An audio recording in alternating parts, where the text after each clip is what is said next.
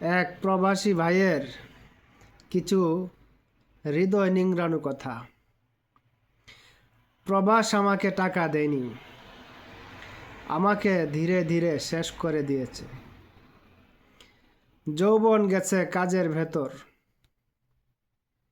স্বপ্ন দেখেছি দায়িত্বের মাঝে। মা বাবার অসুস্থতা দেখেছি মোবাইল স্ক্রিনে, শেষবার কবে জড়িয়ে ধরেছি মনে নেই। সন্তান বড় হয়েছে ভিডিও কলে, আমি শুধু রেমিটেন্স পাঠানো একটা নাম মাত্র। সবাই ভাবে প্রবাস মানে সুখ, কিন্তু কেউ দেখে না এই সুখের নিচে চাপা পড়ে থাকা একটা মানুষের নীরব মৃত্যু।